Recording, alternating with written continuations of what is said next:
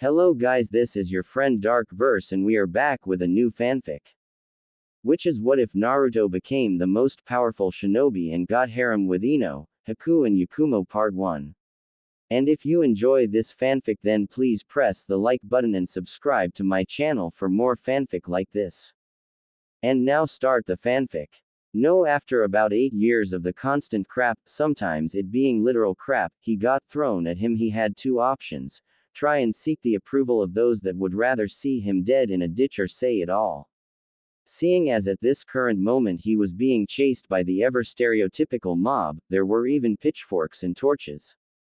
He found himself leaning towards the latter option. Who might this person be? Well, our main character, of course. Is there like an angry mob store where they get a group discount or something? 'Cause this shit is just ridiculous. Ladies and gentlemen, meet Naruto Uzumaki Namikaze, the pariah of Konohagakure no Sato. Most would be wondering why an 8-year-old kid would be running away from a mob of angry villagers out for blood at such a young age, and the answer is actually quite simple: Kyuubi. By the age of 8, young Naruto was much more mature and jaded than any child or person should be. But when about 89% of your own home village wants to have your carcass mounted on their wall, it kind of becomes your only option. Having lived on the streets after getting kicked out of the orphanage at the age of 4 and doing these fox hunts on a near monthly basis, Naruto knew damn near every nook and cranny of the village. Using said knowledge of his home village, Naruto knew the best place to lose the mob. Even if there were any ninja mixed among the crowd, he doubted they were of enough skill level to be any better than the villagers, otherwise he would have already been caught. Even still, as a precaution, he had picked out a route and a hiding spot that would lose even a seasoned chunin. Noticing that the beginning of his escape route was coming up, he ducked under a thrown rock and made a sharp left into an alleyway.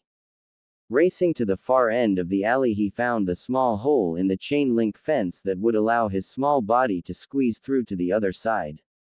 Not leaving anything up to chance, the young blonde continued running as fast as his little legs could carry him to his next obstacle. Making another quick left and using the momentum he had built up, he threw himself onto his chest and slid through a small window into an abandoned warehouse. Naruto felt the sting on his chest, notifying him that he had scraped himself up pretty badly with that last maneuver he had pulled, but the alternative of letting them catch him was far worse. Quickly looking for the ladder that would lead him to the roof of the building, he spotted it in a dimly lit corner and made a mad dash for it. Climbing it as fast as he could with his lung burning and his body aching all over, he finally pulled himself up onto a catwalk of sorts.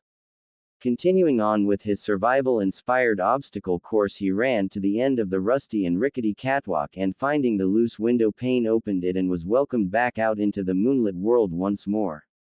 A quick sprint later and he was opening and closing the door of a stairwell leading down to the building across from the warehouse he was just in. Considering this was the slums of Konoha, he highly doubted any of the members of the mob would still be following him at this point, so he jogged down the stairs, still being as quiet as possible just in case. Murphy's Law seemed to dictate his every move after all. Finally reaching the bottom of the staircase and consequently the end of his life or death Olympic sprint, Naruto could do nothing but collapse onto the cold concrete floor. Laying on his back, the only sounds that could be heard were those of the rats scurrying to and fro and Naruto's own ragged breathing. Even with his own Uzumaki enhanced stamina and Kyuubi adding to that, running for your life for the better part of a half hour would leave most anybody tired. I'd give you a 10 for execution, but your showmanship could use some touch-ups. Considering your age though, I am still rather impressed. Echoed a deep yet smooth and even-toned voice from somewhere in the building. As soon as our little blonde protagonist had heard the beginning of the words, he had instantly frozen up. Even now Naruto held his eyes shut and slowed his breathing and hoped with all that he was that Murphy had not him over yet again.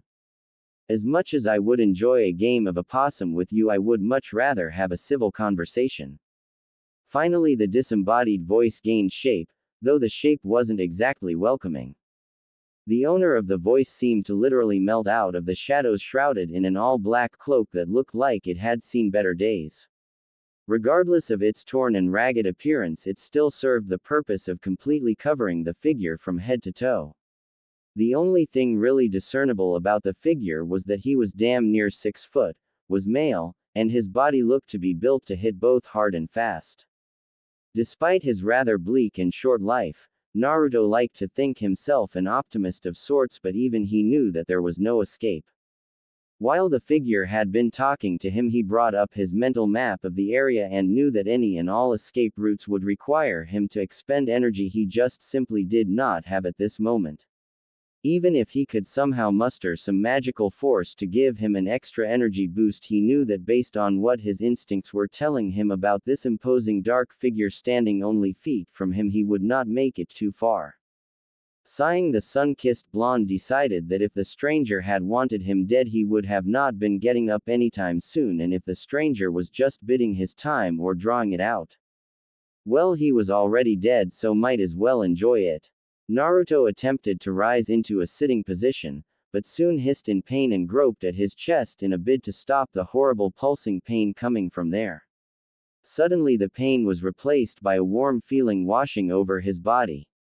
Naruto would have fallen asleep if it were not for the rather loud sound of something metallic clattering at his side. Looks like when you pulled off that little slide maneuver of yours, you weren't exactly paying attention to what was on that floor. Turning his head to look at what had caused the metallic clang, he saw that the figure had pulled out a handful of thin, jagged pieces of some kind of metal. Mustering what breath he could, Naruto managed to mutter out a small, "Thank you." "No problem, kid. Now how about we get to that little chat of ours, hum?" Reaching out his hands, the figure grabbed Naruto around the small of his back and raised him into a sitting position against the wall. The figure unceremoniously plopped himself down onto the floor in a cross-legged sitting position. Ensuing was a very awkward silence. Naruto tried to find out anything else about this mysterious man as subtly as he could, with no success. The damn cloak hid everything from sight. Naruto couldn't even make out a face or piece of hair because of the cloak's hood. "So, I'm assuming you have some questions you wanna ask me, huh?" began the strange man. Well, what did you do to get those metal shards out of me without, well, cutting me open?" questioned the young blonde. "Well, that's a pretty lengthy explanation, so in a nutshell, I healed you," provided the figure with an obvious chuckle at the end. Having to resist the very heavy urge to either sweatdrop or facepalm, Naruto attempted to move the conversation forward by asking his next question. Well, why did you help me? I'm not ungrateful or anything, but, well, most people wouldn't do that for me." "Well, that answer is pretty simple. I'm not most people. More specifically, I'm not some inbred, backwards, hat villager that can't tell the difference between a jailer and its ward," spoke the figure in a calm and even tone, which was surprising considering the colorful words he had just used. What now?" spoke the now thoroughly confused Uzumaki. "Don't get him wrong," he agreed with the man's views on the villagers, but the whole bit about a prisoner and ward had left him at a loss. "I see, so you don't know. What do you know about the night of October 10th? spoke the now serious figure. Though how Naruto knew that he had no clue because that damnable cloak. "My birthday?" asked the now even more confused blonde. "Yes, your birthday, and also the day of the Kyuubi attack," continued the shadowed figure.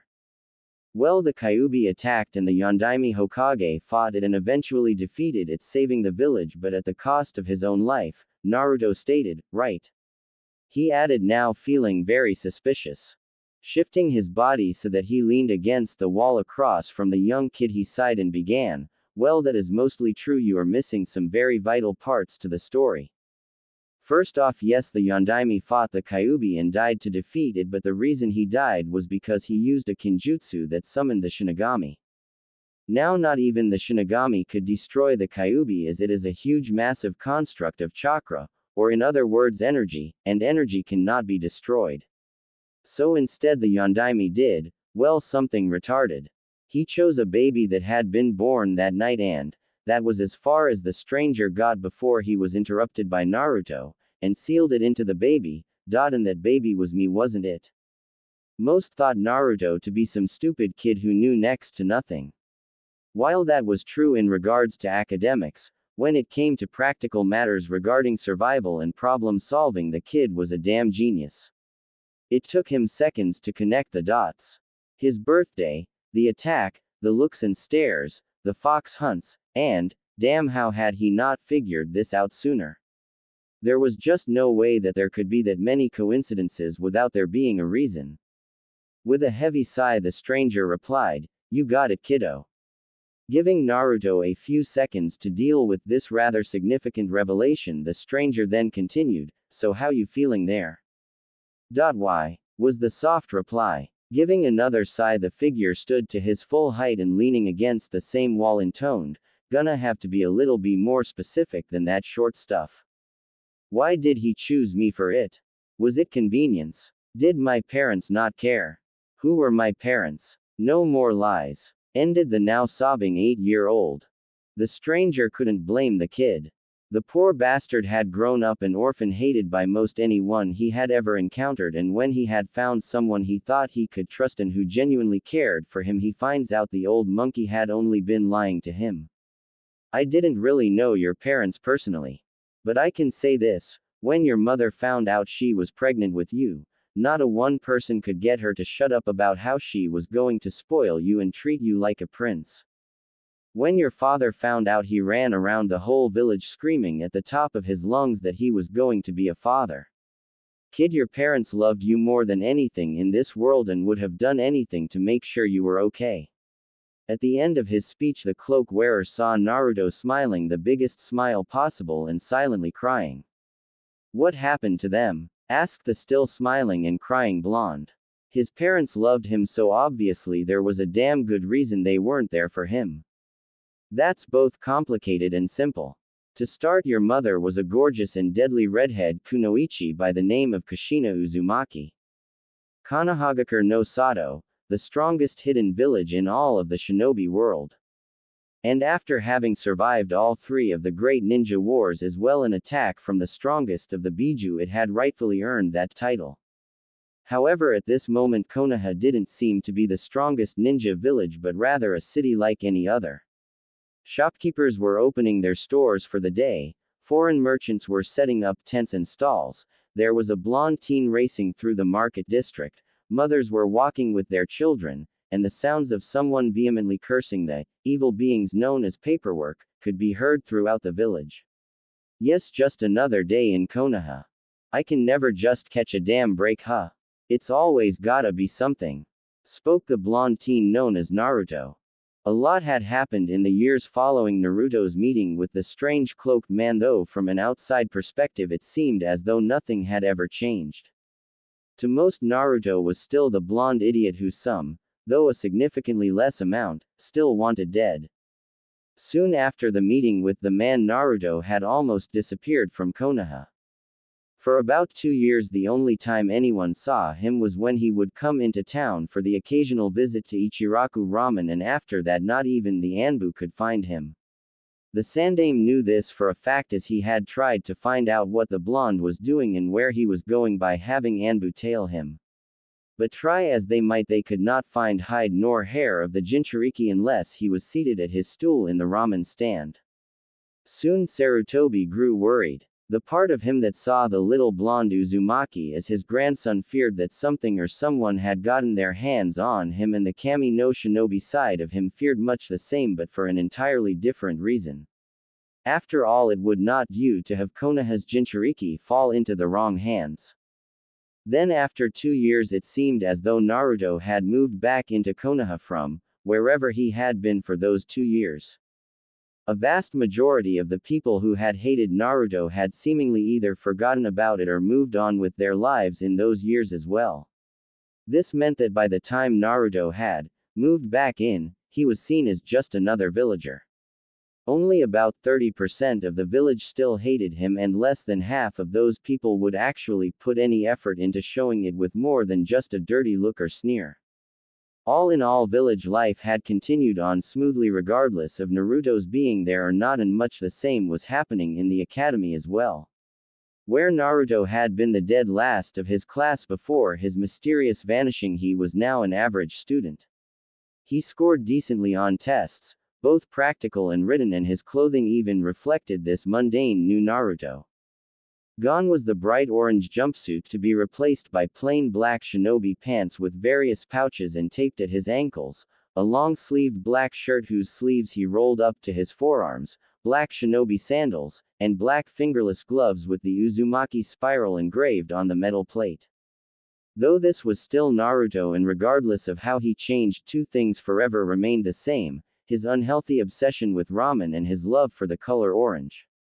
In homage to his love of said fruit color, he wore two leather strips, those things Sasuke wears in the Chunin exam, on each wrist in a burned orange color. The only hiccup seen upon Naruto's return was his placement in the academy. He had not attended classes during his 2-year absence, and his performance before that was not exactly something one would want to present. The head of the academy, who actually saw the potential in the blonde, decided that it was for the best that he be placed in the class 2 years below his, the class of clan heirs. When he had found that out, Naruto had a small chuckle at the irony of a class full of the clan heirs. Seeing as he carried both Uzumaki and by extension Senju blood in him, with him in the class all of the founding clans of Konoha were being represented. Jumping back to the present, the reason for our blonde protagonist letting out a rather colorful string of words was because he had stayed up training to perfect one of the higher tier techniques the strange man had left to him, and consequently woke up late. Now he was running at Chunin speeds to reach the academy in time for the exams today. He had no illusions of him not passing. When he had mysteriously vanished, he had spent those 2 years in the deepest, most forgotten forests of Hino Kuni training to the ground. Thanks to the cloaked man, who he had later learned was named Vincent, and his present of several large scrolls each covering a branch of the shinobi arts and liberal use of kage bunshins, God, that technique was so op, he had grown by leaps and bounds. He had exited that forest with the strength of a seasoned chunin in all areas of the shinobi arts excluding Iryo Jutsu, healing arts, and Genjutsu, which he was at mid-genin level with both. But hey, can you blame him? He held in his gut a 1,000-year-old massive construct of chakra whose species were known masters of illusions and who healed almost any wounds save life-threatening ones in seconds to minutes, and even the life-threatening ones could be healed given a day or two of rest. And that was coming from a 10-year-old. When he had started living in the village once more, his training may have slowed in comparison to his time in the forest, what with various factions breathing down his neck and all, but he had still maintained a rather rigorous training regimen. At this point in time he was rather confident that he was at least mid-Junin level with almost all branches of the ninja arts. However, thanks to his Uzumaki blood, he was damn close to being a master at Fuinjutsu. Somewhere near his father's level, but not even close to his mother's near sage level of mastery. Thanks to journals and notes from both his parents, which he had liberated from Sarutobi, and his own blood, his growth in the area was astounding. If anybody knew of Naruto's true skill level, they would call bullshit, both because of his track record and in the shinobi world, knowledge may win some battles, but it was experience that won wars. There was no better example of this than their own Hokage, Hiruzen Sarutobi. The man had seen more in his lifetime than even he was comfortable with admitting. Generally speaking, the man was, yes, a powerful shinobi with his library of jutsu, but it was his experience and know-how that allowed him to use said jutsu to their maximum potential and saw him survive the 3 great ninja wars, had won him innumerable battles, and had earned him the title of Kami no Shinobi. To those naysayers, Naruto would simply scoff. He had not trained that hard and learned as much as he did without knowing that. Both his mother and father had overly stressed the dangers of arrogance in their world. His father had stated in one of his journals that, an arrogant shinobi is a dead shinobi even if they don't know it yet. What people didn't know was that Naruto had indeed gained some battle experience these past 4 years. When he needed money, he would venture out, sometimes in a cloak reminiscent of the man who had saved his life, and bingo book in hand search out bounties.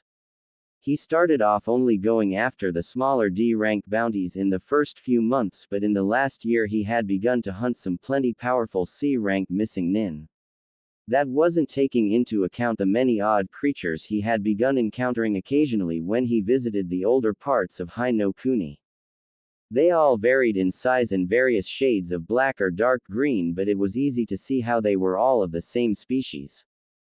The creatures all had tight gaunt skin stretched across their frames showing their bones in some sections, an elongated skull with sickly yellow eyes, a mouth full of teeth as sharp as any kunai, and they were nearly all covered in spikes that looked like broken bones that could be used as either a blunt weapon or a sawing blade depending on the individual creature.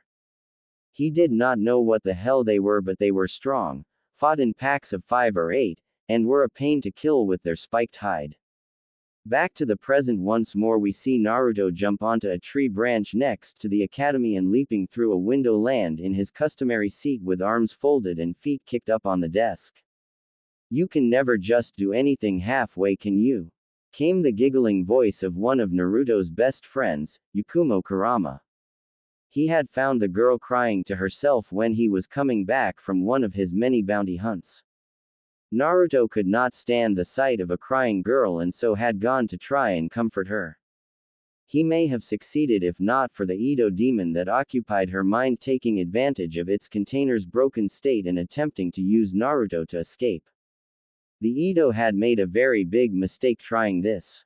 The demon may have been powerful in its own right, but it was nowhere even close to the level of power that Naruto's own demon wielded. Suffice to say that Kyuubi did not like to share, especially when it came to its Jinchuriki. When the Edo had tried to take over the blonde's mind via genjutsu, it found itself face to face with a pissed kitsune. Kyuubi had then proceeded to absorb a quarter of the illusion demon's genjutsu power to give to its container. Since it was not a power of the bijus, the seal would not try and stop the chakra from spreading, allowing Naruto more power in the area of illusions. It then gave Naruto a seal much like his own containing the rest of the demon's filth. Upon return to the living world, Yakumo knew that the preteen in front of her had helped to remove the evil from her and had lunged at him crying and muttering, "Thank you," over and over into his cloak. Naruto merely patted her back and held her. When she had regained composure, he had explained what the seal he now had was and that it would siphon the power the Edo had back into her at a stable rate, allowing her to grow into the power. She had asked him to help her with her training and he had agreed to do so after suffering at the hands of the infamous puppy dog no jutsu. A year later he had asked why she thought he could help her when not even a Junin could, and she had simply shrugged and said, "Because something was telling me that you could." After a year of training with Naruto, the two had become near inseparable, and Yakumo was one of 3 people who knew the real Naruto and his story. Confident in her own prowess, she had asked the Hokage to allow her into the academy alongside the blonde and other clan heirs. After a small display of her capabilities, he had readily signed the paper admitting her into the academy. "Well, it is Naruto, so is it really a surprise?" came the other giggling voice to his left, belonging to one Ino Yamanaka. She had seen how well the two had been doing and in the last year of their academy days asked how. They had simply told her that they trained. Not fully believing them, she had demanded that they help her too then. After a small debate they had agreed, and a month into the hell known as Naruto's Kick Your Into Shape bootcamp, patent pending, she could see the truth of their words. As she grew as a nin to be, she also grew in maturity. She saw what her diet was truly doing to her body, how she had strained relationships with others for some boy, and so had set on a path to right her wrongs. Her parents were all too happy to see their little girl trying her hardest, and after a tearful hugging session they were a happy family once more. She had attempted to mend her friendship with Sakura, but the girl was too far gone as a fangirl and was convinced Ino was just trying to one-up her. Seeing that it was a wasted effort, she had reconnected with her childhood friends Shikamaru and Choji. Soon, though, it was obvious how close Ino had grown to Naruto, and she was often seen with him around the village along with Yakumo. The two preteens had seen what feelings the other had for the young blonde and started a rivalry of sorts to see who would claim the Kyuubi container first. They still respected the other though and kept it small and trivial, or as small and trivial as they could. The older generation often joked that the two's rivalry closely resembled the rivalry of one, hip, silver-haired Junin and his, youthful, counterpart. "Why must the two of you be so mean to me?" spoke the now crying blonde. "Oh, hush up, you big baby," spoke the ever bossy Yamanaka. "You act like we actually hurt yer." She started only to stare in shock and slight rage as she saw the black-clad form of her crush wailing into the arms of her brunette rival who was currently consoling the blonde by stroking his hair, whispering things about the mean blonde not hurting him while she was around. "Oi, the hell," she shouted at the two.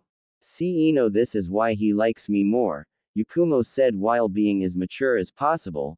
Okay, she was sticking her tongue out at Ino, but that's besides the point, right?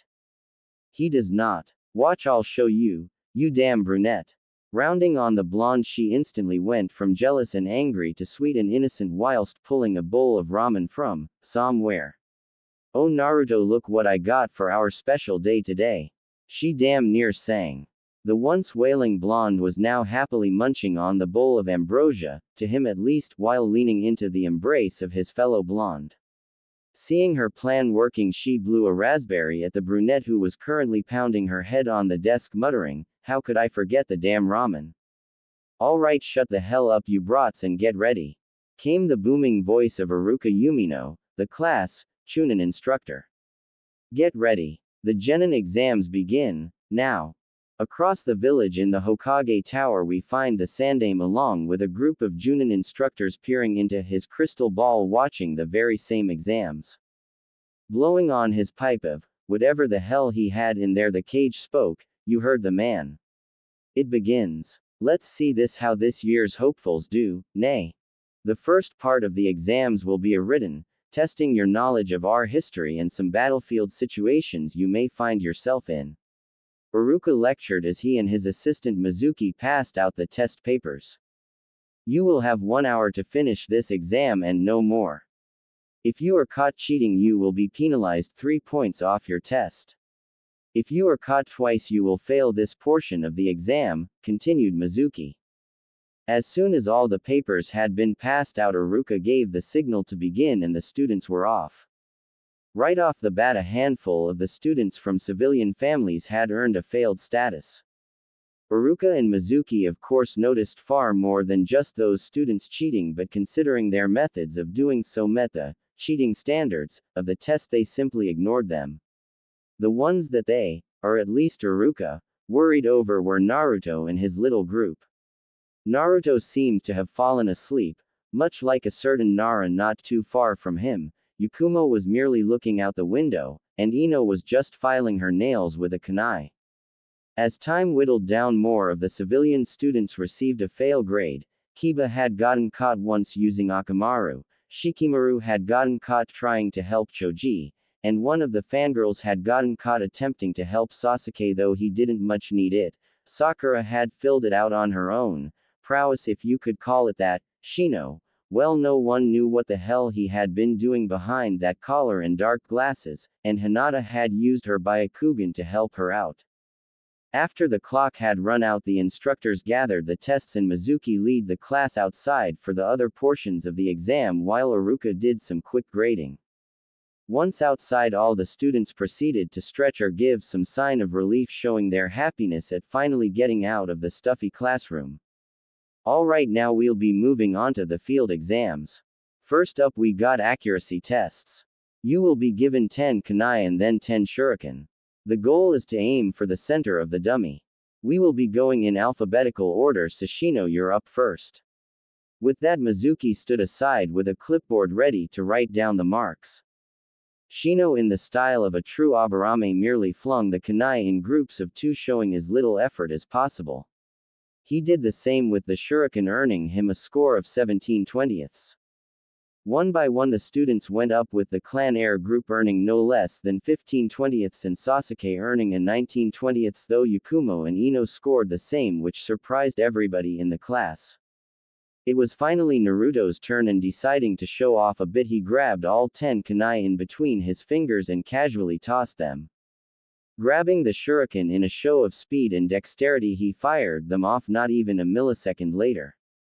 None of the weapons hit the designated target, and most of the class was laughing at the blonde's mess up.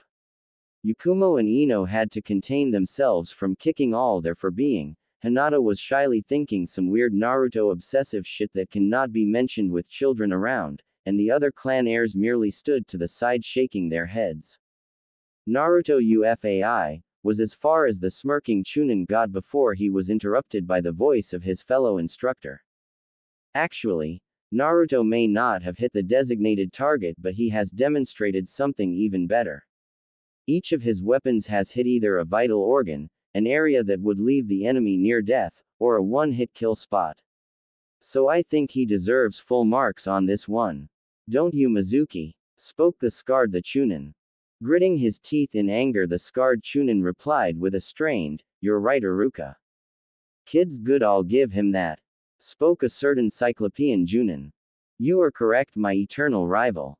The young Uzumaki's flames of youth burn brie. Damn it, guy. Shut the hell up. Now is not the time for your flames of youth.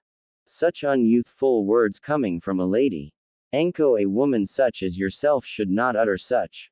For Kami-sama's sake, if you don't shut the hell up, guy, I will personally make you more aerodynamic by removing what makes you a man. Let's get back to those genin exams, yay. There's no way the idiot scored better than my Sasuke-kun. Guess who? Sakura, I swear if you utter one more word I will show you why spies fear getting a visit from someone like my daddy. And let me tell you this, we Yamanaka give a new meaning to the term. Got it? After the Yamanaka heir had said her piece, many students had gained a new fear of crossing Ino. Moving on then, spoke the slightly fearful pineapple-haired Chunin. In his short stint as an Anbu, he had heard many things about the famed Yamanaka interrogators, and suffice to say even Ibiki feared them and their Kekai Genkai. We will now be moving on to the Taijutsu section of the exams. You will either be paired with me or Mizuki based on a random drawing. You will have to last anywhere between 1 to 2.5 minutes in the ring to pass. No weapons or jutsu of any kind are allowed, though you may use chakra to enhance your body. If you step out of bounds or are soundly defeated by either of us before the time limit, then you will fail this section. Keep in mind you must pass at least 3 of the 4 exams in order to receive a headband from this academy. Line up in any order, and when it is your turn, draw a name from the hat.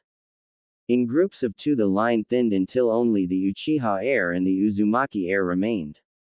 Naruto decided to go first, and sticking his hand in the hat drew out the first piece of paper he felt. Unfurling the paper, he read aloud with a grin, "I got you, Iruka-sensei. Guess that means you get Mizuki then, Sasuke." And to that the emo merely h'd, yup, Sasuke officially had his own verb. Strolling into the ring, Naruto and Iruka bowed to each other before assuming the academy stance. "Don't go easy on me now, Naruto. You got it?" Spoke the grinning Chunin. "Well, I don't know you are getting on in years there, sensei," joked the blonde genin-to-be. "Naruto, I am so kicking you for that comment now. What's that old ma? Hajime." And with that, Iruka raced towards Naruto at about genin level speeds. Deciding to start off simple, Iruka began his assault with a simple punch aimed at the blonde's face. Naruto had of course seen this coming miles away and decided he wanted to reveal some of what he could truly do to his pseudo-brother. A short hop later and Naruto was standing on Iruka's outstretched hand. Striking at near Junin speeds, Naruto aimed a kick to the side of Iruka's head. Now he may have quit Anbu years ago, but that didn't mean his skills had dulled too much, and with a turn of his wrist and ducking his whole body, Iruka held Naruto by the ankle and using momentum attempted to slam the black-clad academy student into the ground. The Jinchuriki may have been surprised at this turn of events, but he quickly recomposed himself and, seeing what was happening, stretched out both arms and pumped a bit of chakra through the limbs, allowing him to stop his body from meeting the ground without injury. Using the chakra built up in his arms, he pushed back against Iruka and using his free leg donkey kicked his sensei in the solar plexus, successfully knocking the wind out of the Tan Chunin and freeing his other leg. Taking advantage of his sensei's lack of air and surprise, he twisted his body from being on the ground on all fours and in little more than milliseconds was in the air with a kick heading straight for the instructor's ribs. Iruka, not wanting to get hit in the chest twice in a row, brought up his left arm and blocked the kick aimed at his ribs. To his surprise, he actually felt the bones in his left limb rattle from the power of his student's kick. Sending chakra through his left arm to dull the pain and making note to dodge instead of block any further attacks, the scarred man used the same hand he had used to block to grab Naruto's outstretched hand and use it to pull the blonde into his range. With Naruto quickly heading towards him, Iruka twisted around so his back was to his pseudo-little brother and forcefully rammed his right elbow into the surprised academy student's gut, sending spittle all over his shoulder. Trying to not give the blonde room to counter, Iruka kept his hand wrapped tightly around Naruto's wrist and sending his right arm under the armpit of his student, he once more tried to slam the Kyuubi container into the ground.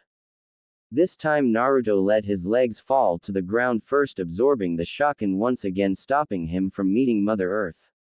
Letting his body go completely slack on the ground, he used his free hand to grab onto Iruka's arm that was still latched onto his own and curling into a semi-ball, he pulled himself up and his sensei down to introduce the bottom of his sandals to Iruka's face.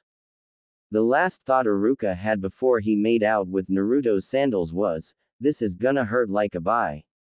As the last 2 rounds of the taijutsu test had started, many of the students assumed that the match between Sasuke and Mizuki would be the one to watch. But with Mizuki trying to suck up to the Uchiha heir by going easy on him and leaving all kinds of openings in his attacks, it was over before Naruto and Iruka had even started theirs. With that, all the students turned to watch their other sensei fight with Naruto. Based on Naruto's standing in the class, the students had assumed it was going to be nothing special, but boy were they surprised when Naruto had, in the blink of an eye, stood on Iruka's arm and lashed out with a kick aimed at their sensei's head. As the match continued, the jaws of everyone there continued to drop lower and lower. Even Yakumo and Ino were surprised at the level of power the two were fighting at. They knew Naruto was strong, but he had never showed them how truly skilled he was.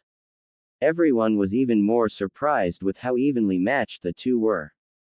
The students of course knew that their instructor was strong in his own right, but with as comical and boring as he seemed most of the time, they would have never imagined that Iruka could fight at such a level. In the Hokage Tower, the group of Junin and even the Hokage himself were shocked at the level of skill being displayed by an academy student and a Chunin instructor. Some among the group knew that Iruka had been in Anbu at one time, but thought that after years of teaching at the academy that his skills would have dulled considerably, but here he was grappling and fighting at a mid-Junin level. Even more surprising was the fact that one Naruto Uzumaki was the one responsible for pushing Iruka to fight at that level. Now what the academy students didn't realize was that this was even more shocking because this was pure taijutsu being used. Many of the Junin and even the Hokage himself suspected that had this been an anything goes kind of match, there would have been a great deal of collateral damage as well as many more surprises. This also confirmed for Sarutobi that Naruto had been hiding a great deal of his true strength, among other things. Normally this wouldn't bother him, but considering this was both someone he considered his grandson and the village's Jinchuriki, he couldn't very well let it slide without knowing the true extent of the young teen's power. It also didn't help that Naruto had stopped referring to him as Gigi and their bond had become strained when the young blonde had Disa. He knew something had happened when Naruto had vanished. Looks like he would need to have a talk with the blonde Uzumaki soon. As Naruto was helping Iruka walk back to where the rest of the class was, his instinct screamed that something was going to happen soon. Taking note of it, he broadened the area that his senses normally encompassed to a slightly larger area. He also made sure to activate his empath sense as well to be even safer. Naruto had always been able to get a feel for what intentions people had for him ever since he could walk, but it wasn't until he met Vincent that he understood why. It seemed that being an empath was somewhat of an Uzumaki trait, and it had appeared in several of the Uzumaki clan's greatest clan heads to some degree. He guessed that he must have inherited it from his mother, and thanks to having the mightiest of the tailed beasts stuck in his gut, the sense had been amplified to even greater heights. He wondered if it would be passed down to any children he had, like a Kekai Genkai. For the moment he just put that thought into the ask Kyuubi later pile.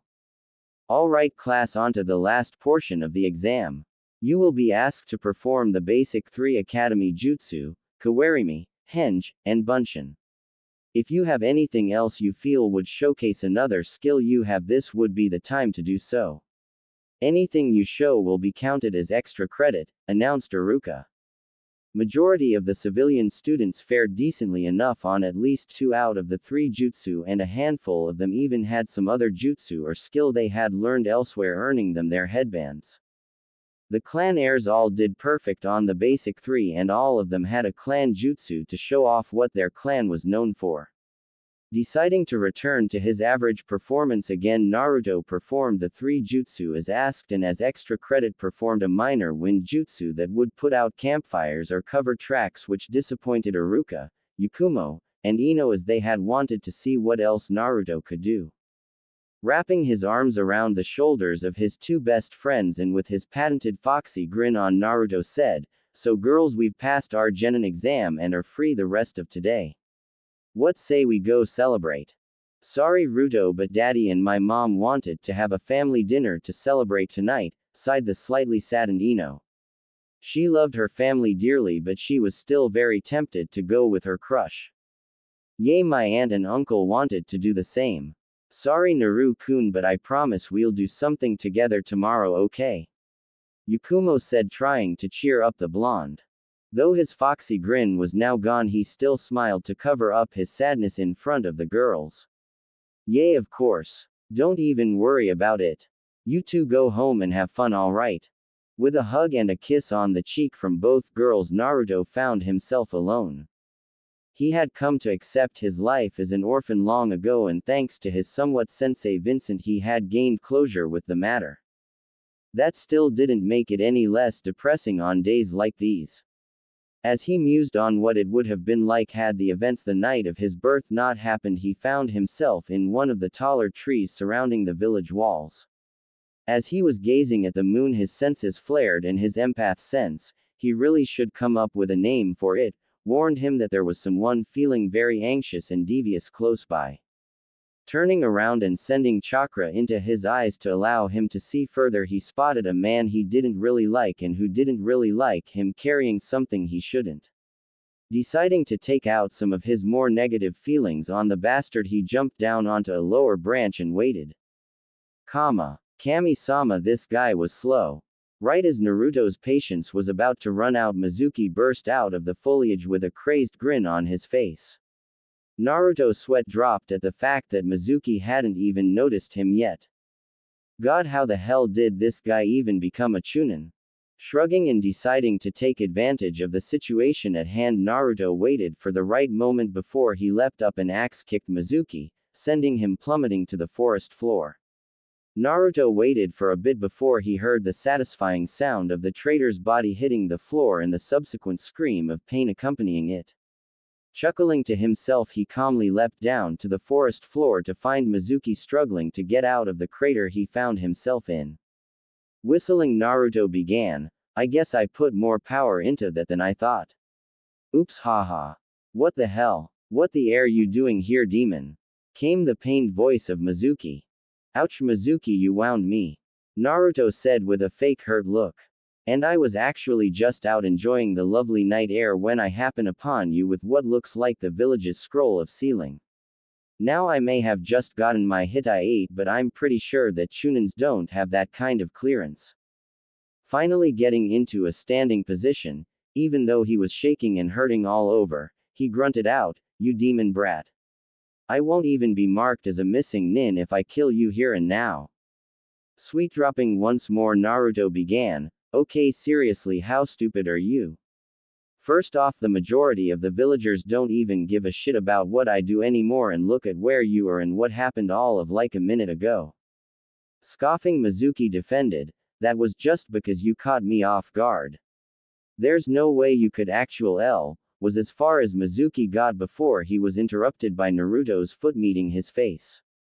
The Chunin turned traitor was then reminded that Hino Kuni's trees were some of the thickest and hardest in the whole elemental countries, and it didn't look like he was getting up anytime soon. Are you serious? Face-palming, Naruto sighed and gathered the traitor on one shoulder and the scroll of sealing on the other. He had no need for it because most of the jutsu didn't suit his style, and any that did were already in either the scrolls Vincent gave him or in the ones his parents had left to him. Guess it's time for that talk with Sarutobi. Probably what all my senses were warning me about. Sarutobi was a very patient man, and if all you did for most of your day was sit behind a desk and do paperwork, you'd be patient too, or insane, probably both. But his young pseudo-grandson was testing this patience. He knew that Naruto knew that he wanted to see him for very important business, and Hiruzen knew damn well that Naruto was far from slow if that short fight with Mizuki was anything to go by, so why the blonde teen still wasn't in his office after 10 minutes was trying his patience. Finally, a highly frustrated Hiruzen got up and announced, "Okay, that's it, I am tired of waiting." Waiting for who, ya old monkey? Only 4 people had ever had the gall to call him that, and with 2 of them dead and another traveling the countries to maintain a spy network that left only one person who that voice could belong to. Turning around, he spotted the teen he had been waiting for casually sitting on a chair in the corner of his office munching on a bowl of ramen. He then spotted the body of one unconscious silver-haired traitor along with the scroll of sealing haphazardly thrown on the sofa next to said teen. How the I'm getting way too old for this shit, lamented one very stressed Hokage. I'll say, I've been here for the past like 3 minutes waiting on you to notice me, chimed the Jinchuriki. I'm not even going to try and dignify that with a response. Now, first off, Anbu. With that, 3 shadows appeared standing as straight as possible in front of the Hokage. I want 2 of you to escort Mizuki to the T&I department and find out exactly who he was working for, and I want the last one of you to take the scroll of sealing back to its proper place in my library. With a small hi, the 3 Anbu along with the scroll and Mizuki vanished from the room.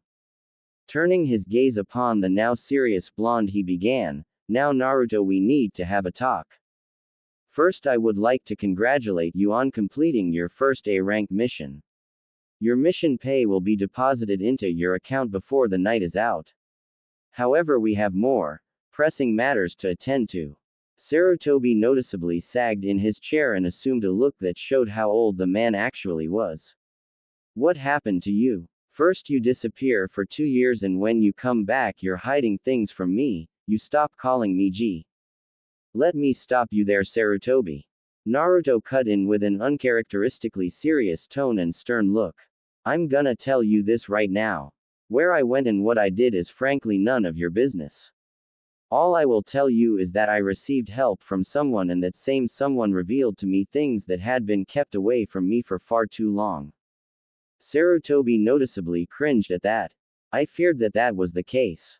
I take it you know everything then. Everything from the fox to whom my parents were, yes. Something you continuously lied to me about on several occasions.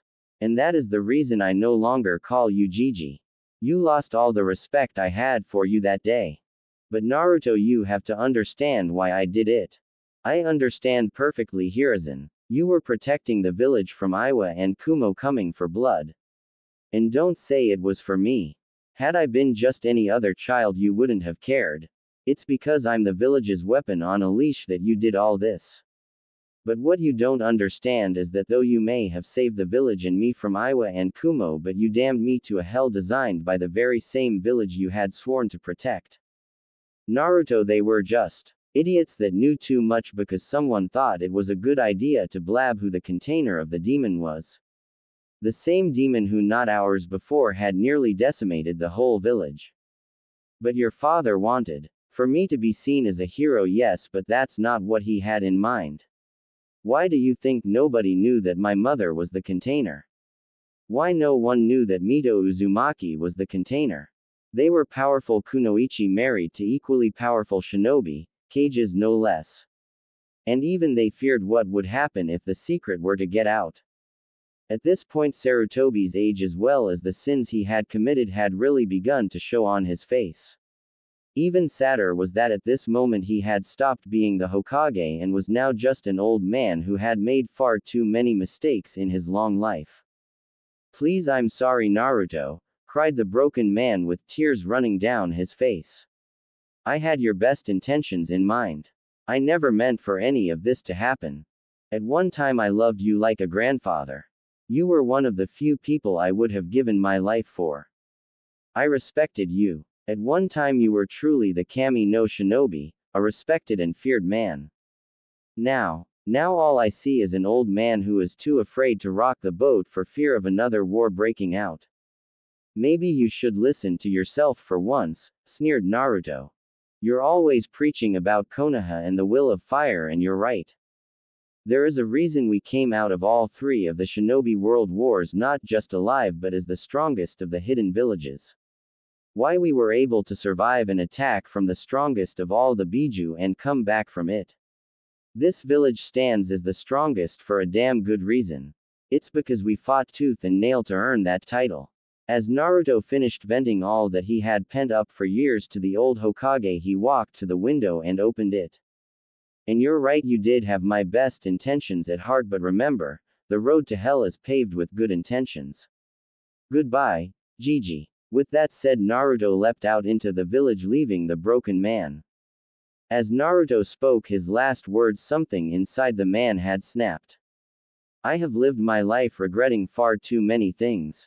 I'm no better than Tsunade trying to drown her sorrows in liquor and gambling. It was because of this sorry state I was in that Orochimaru got away and is now one of our biggest threats. Enough is enough. I am the Sandaime Hokage, Sarutobi Hiruzen. I earned the title of Kami no Shinobi through blood, sweat, and tears. This is my village. They are my ninja, thought the now revitalized man.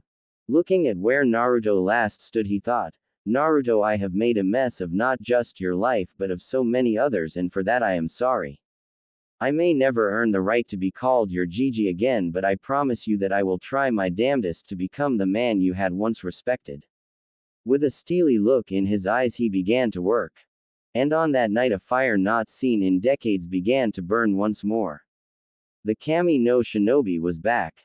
Today was the day that some Junin looked forward and others despised, Genin Assignment Day. Even those that weren't going to be Junin senseis were here to see how the Genin hopefuls had done as well as who Kakashi would be failing this year. Of course said Scarecrow wasn't even here yet, which wasn't surprising in the least. Finally the Hokage walked in and immediately all talking stopped, and not out of respect for the Hokage but more out of shock at the aura they were feeling from the man. Many of the younger Junin were surprised at the almost oppressive aura the Sandaime was putting out, and others like Asuma and Guy hadn't felt this aura around him since the Third Great Shinobi War when the man was much younger. Asuma merely smirked and thought, looks like Dad got his fire back. This is gonna be interesting.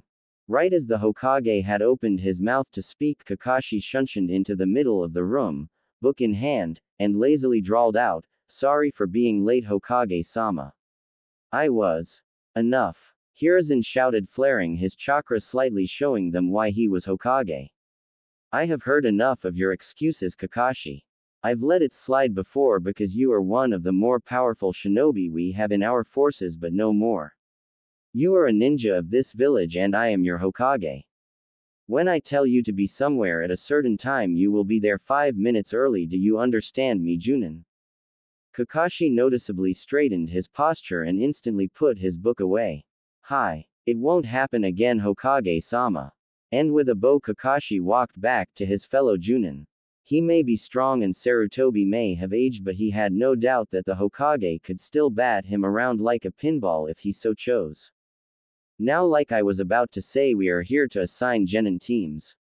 As usual, those Junin who either volunteered to become senseis or were persuaded to do so, at that he cast a glance at Kakashi, have already voted on who they would like. So those of you who chose to teach these genin, please step forward. At this, Asuma, Kurenai, Kakashi, Hayate, and Genma stepped up in front of the Hokage's desk. I have reviewed the teams you all wanted, and normally I would agree with your choices. However, in light of certain events, I have chosen to make some changes. Many of the Junin senseis were surprised at this. They thought that they had given justifiable enough reason to get those that they had wanted. Asuma, you had wanted to train the next Inoshika Cho team, but I fear that our enemies will have by now made proper countermeasures to combat said team. Instead, you will be getting Team 10 consisting of Shino Aburame, Choiji Akamichi, and Sasuke Uchiha. At this, some of the Junin gasped.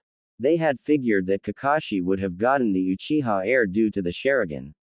Even Asuma was surprised by this and showed it by asking, "Dad, you sure about this?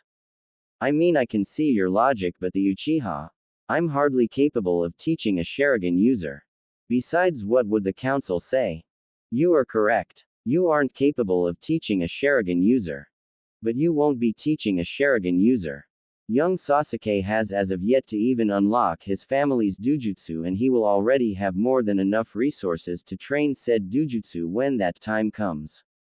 I am giving him to you so that he can learn to fight without the use of his Sharingan." Hiruzen calmly spoke. "Secondly, what of the council? I am the Hokage, and these are my ninja to command as I see fit, and they have no say in these matters." "I see. Sorry for doubting you, Pops." With that said, Asuma rejoined the line of Junin. Moving forward, Ms. Yuahi, you will be getting Team 8, which will be Hinata Hyuga, Shikamaru Nara, and Kiba Inazaka. Though the young Hyuga is under a probation of sorts.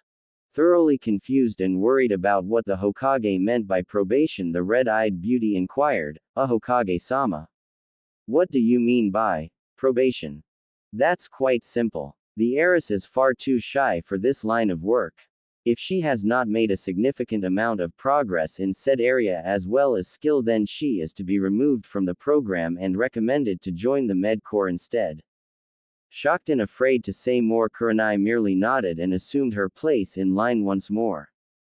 "Now, Kakashi, you will be receiving the team of Naruto Uzumaki Namikaze." As he said this, many Junin had their jaws hit the floor. The kid was the son of their Yondaime. After thinking about how similar the two looked for all of 4 seconds, those same Junin face-palmed. The kid was a damn carbon copy of Minato. How had no one realized it? Kakashi was surprised, but not that Naruto was his sensei's son. He had known that for years and had tried his damnedest to adopt the child, but was thwarted by the council at every turn. The most he could do was sneak the kid presents and protect him from mobs when he could. Kakashi was surprised that Sarutobi was finally releasing that information. He guessed the kid already knew about it, so there was no reason to keep it a secret, especially now that he was a genin.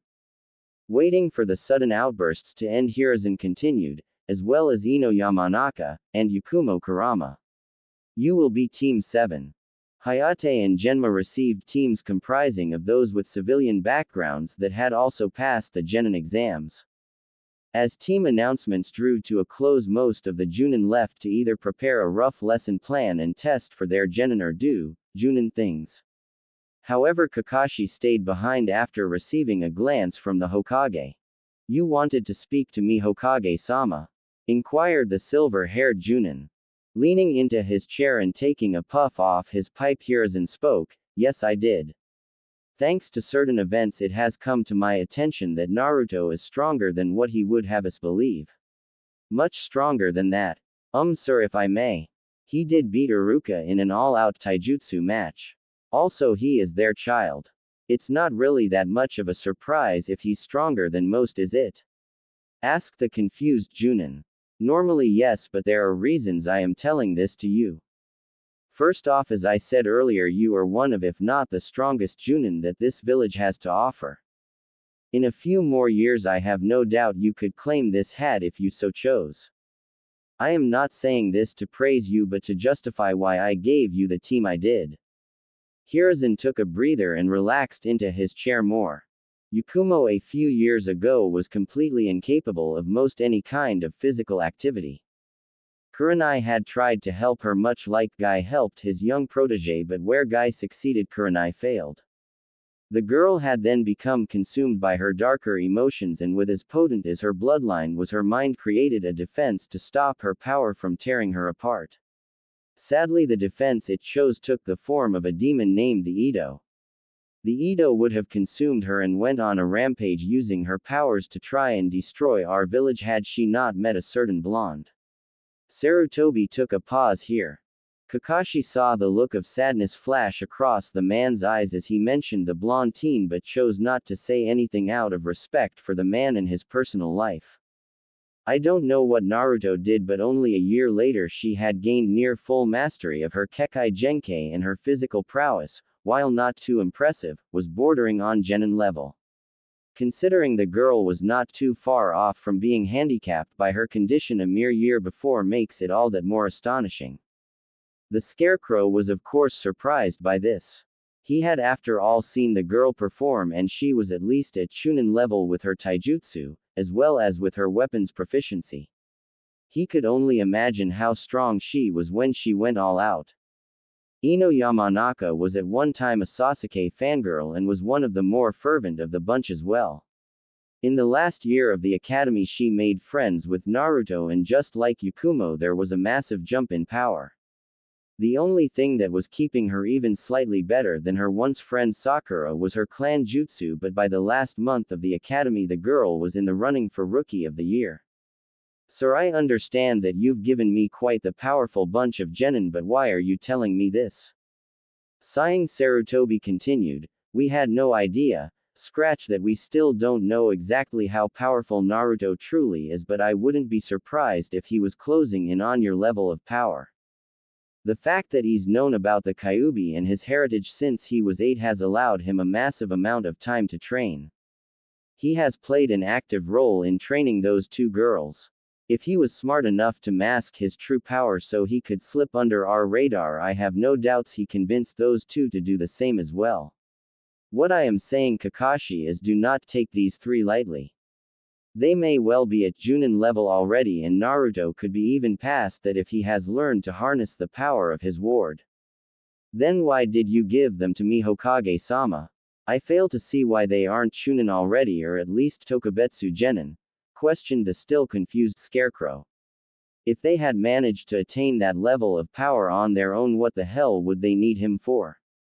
It's actually a mutual relationship. I'm hoping that they'll rub off on you and give you a reason to get even stronger than you are, and I hope that you will guide them on the path they have chosen to walk. They may be powerful, but they are still just young children about to be thrown into a world of liars, thieves, rapists, and murderers wearing the guise of heroes. You know this just as well as I, Kakashi. They will need someone to guide them through those trying times we all go through. I understand, Hokage-sama. If I may be excused now, Kakashi said as he bowed. Yes, you may go. Wow, Mizuki really went down like that? Spoke a sweat-dropping Ino. Yeah, I know the guys was pretty weak compared to us, but geez. Spoke an equally sweat-dropping Yakumo. Wrapping her arms around Naruto's left arm, Yakumo continued, but this is Naru-kun we are talking about, and he is my amazingly strong guy after all. Yakumo said as she laid the sweet innocent girl act on as hard as one possibly could. Whoa, wait a minute. You're amazingly strong guy. He's my strong guy. Once again doing one of her famous 180s in personality, she stuck Naruto's right arm in the middle of her blossoming cleavage and batting her eyelashes she continued, isn't that right, Ruto-kun? She may be just 12, but damn was she already growing in the right places. It also didn't help that as ninja with higher amounts of chakra they naturally matured much faster than average people. And boy was Ino using that to her advantage. Yakumo was as usual left pouting as she lacked in the curves department. That's not to say she wasn't an attractive girl in her own right though. Where Ino was sultry and Yakumo was classy and refined, though she wasn't being very refined at the moment as she was currently tugging her crush towards herself while childishly sticking her tongue out at the rival for her crush's affection. Naruto was, as usual, left sweat dropping and at a loss for words. He dearly cared for both of the girls but could never find the words to tell them that. He was rather stunted in the affection department after all. Wait a minute. At this, Ino let go of Naruto's arm she had been tugging at, causing the blonde to tumble into Yakumo, landing them in a very compromising position. Yakumo was far from being a prude, but she wasn't a perv either. Never mind the mini collection of Ika she had under her bed. But finding herself underneath the body of her crush centimeters away from touching lips, and it was understandable why the poor girl was blushing as much as she was. Before she could take advantage of the moment, Naruto was yanked to his feet by one very bossy Yamanaka. Making sure to get Ino back at a later time, she stood and dusted herself off.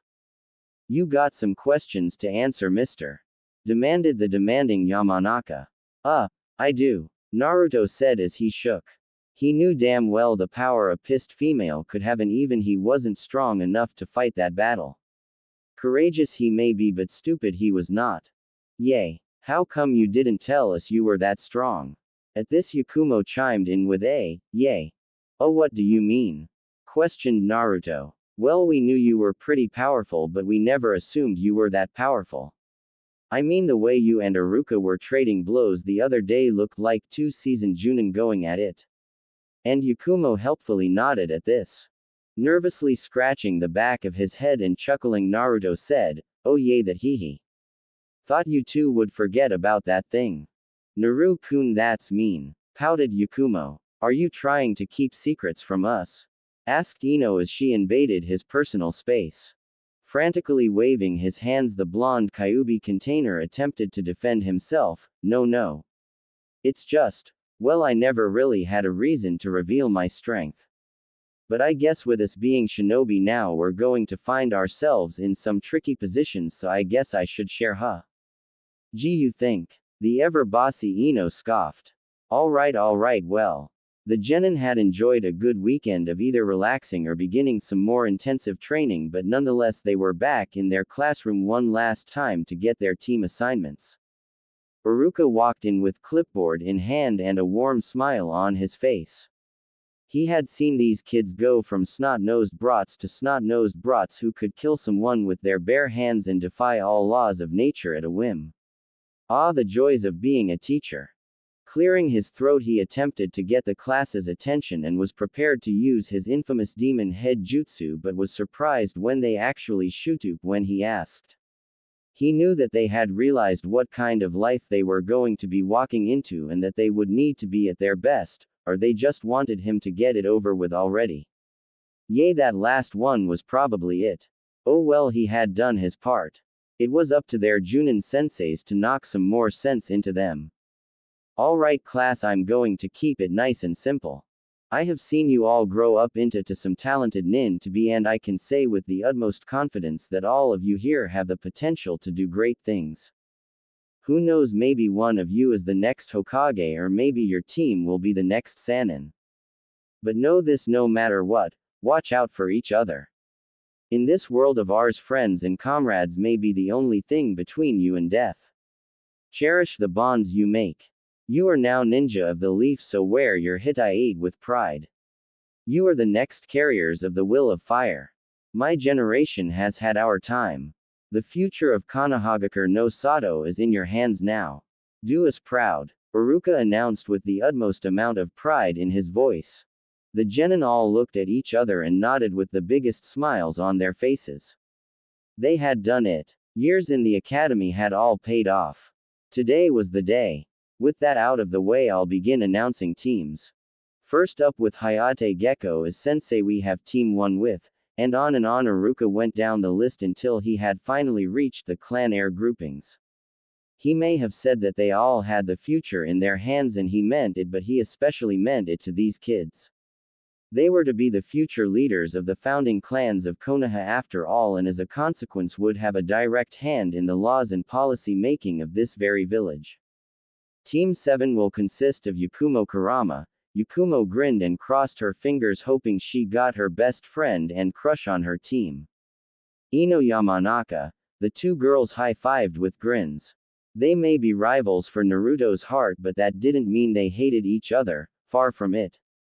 Yakumo had lived a sheltered life and had never had any real friends. She of course eventually became friends with Naruto, but he was a guy and her crush. When she met Ino it was different. She could talk to her about girl things that she couldn't very well talk to Naruto about. Ino was much the same.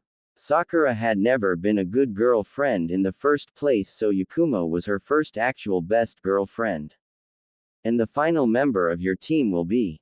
Iruka paused intentionally. He had to milk this moment for all it was worth. Both the girls latched onto Naruto like he would disappear at any moment. Naruto Uzu was as far as he got before the two girls screamed in happiness that they had gotten their crush and pseudo-sensei on their team. They may be kunoichi now, but they were still preteen girls with a crush after all. Naruto merely sat there with his foxy grin on. He had worried that they wouldn't be placed on the same time, but maybe this was the Sandaime trying to apologize to him. He knew that that was probably the case, but he also knew that the man may also have ulterior motives. Alright, you two. Let me finish. Yay. Now, as I was saying, your final team member will be Naruto Uzuma. I'm so stupid. The genin were surprised as Iruka was never one to curse without good reason, and he was now also pounding his head on the desk. What the hell was he doing? Naruto narrowed his eyes at this. Unless our sensei is the Hokage himself, there is no way that Iruka would have reacted like that. There has to be something to this, but what was? Oh shit, the old man did he? Taking a break from making a spectacle of himself, he gave Naruto a pointed look and asked, "Did you know about this, Naruto?" "Know about what, Iruka-sensei?" asked a very suspicious blonde. "Your full name?" At this, all the students turned to look at Naruto. He had a longer name. They had never paid much attention to him, and since there wasn't an Uzumaki clan compound, they had just assumed his parents were either civilians or forgettable ninja that had died when he was young or something. Naruto sighed before he replied, "Yay, since I was 8. My old sensei told me the whole story." Whoa, wait, Naruto had a sensei when he was young.